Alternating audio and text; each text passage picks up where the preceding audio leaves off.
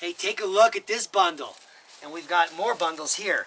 This is how your bare root trees come from the U.S. Department of Agriculture. The USDA and the Forest Service offer native trees in most states in the U.S. that you can purchase. So what I have here is golden currant, which is a native bush that produces amazing berries that we can make jellies and jams and eat fresh.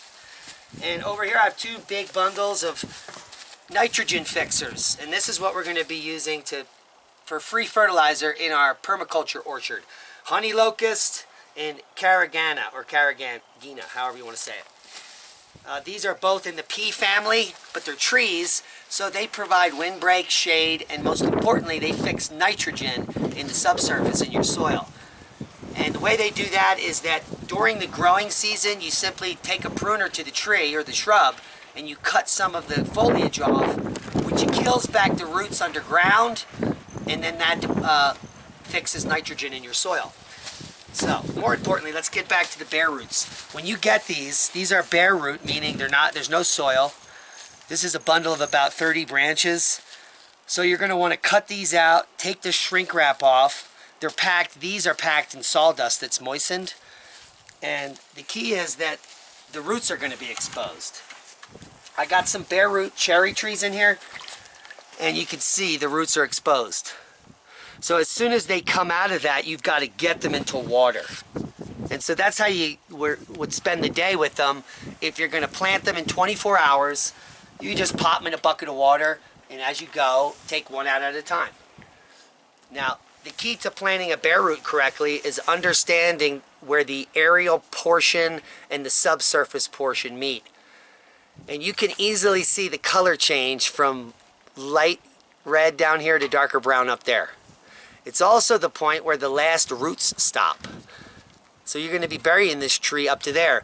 Also, when you plant the bare root, you want to make sure you maintain this shape of the root structure. Some trees have tap roots, some of them have this array. So the ultimate way to plant this would have this shape underground. And the way you do that is pretty simple.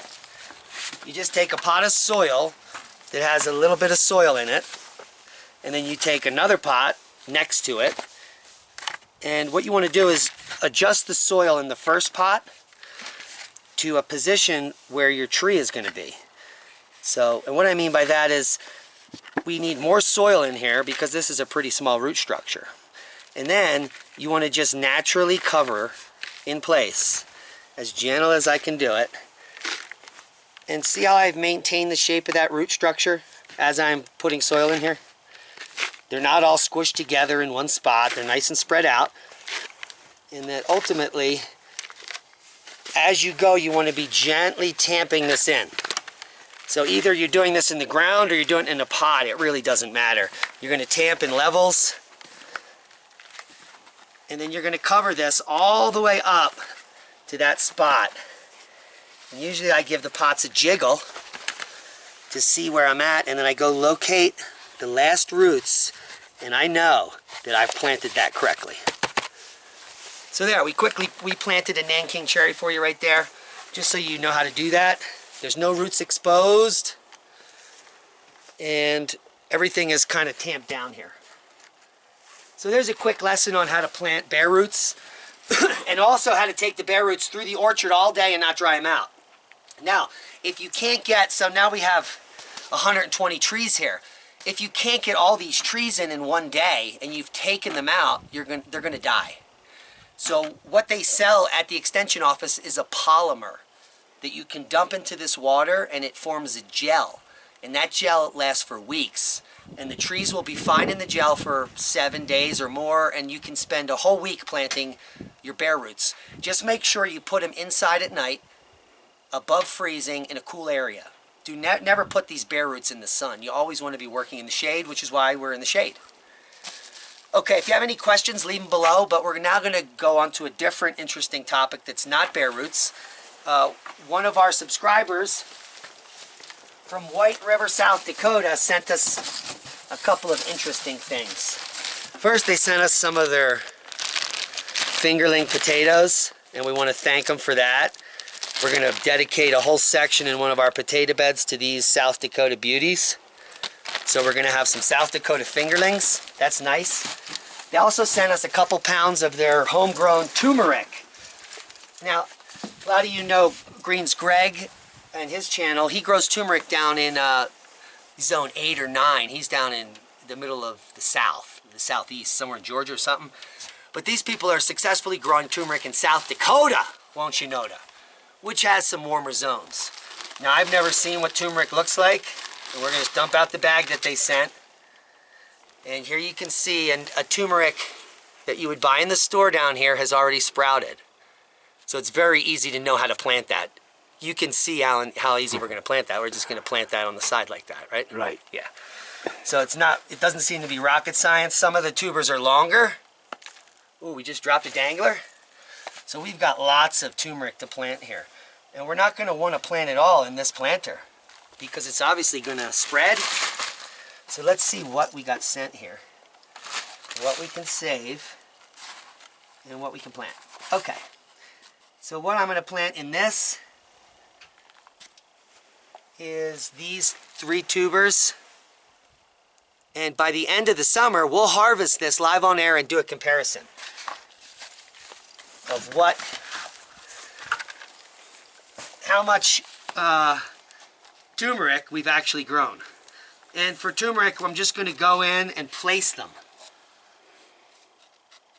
See how I've done that? Just placed it. And because I can see how these tubers are growing, I don't have to use a lot of rocket science here. So I've just gently placed those tubers in there.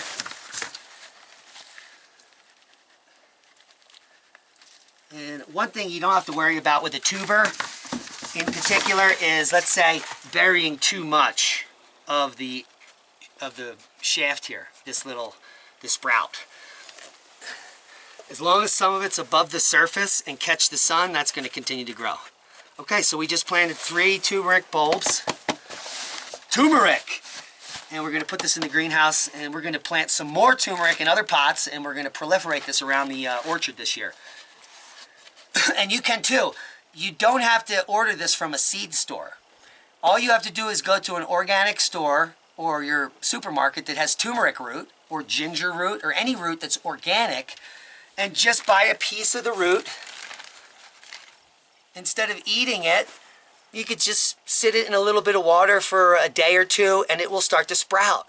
You don't even have to do that. You could just cut the root in half or take the whole root and throw it in dirt. In a week or so, it's going to sprout just like this. And you can then take, because I just checked the price of turmeric is $17 a pound at the supermarket, organic today. So you can literally take a $1.70 piece like this and create $50 worth of turmeric in just 1 season in a pot.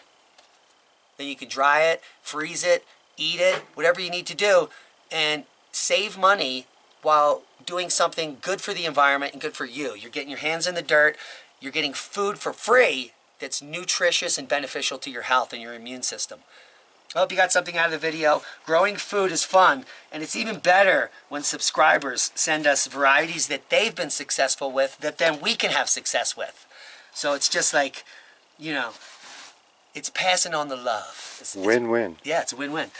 So subscribe to the channel if you like what you see. Get some turmeric, grow your own. Doesn't matter where you're at. You can even grow it inside in a sunny area. And most importantly, be safe. We love you.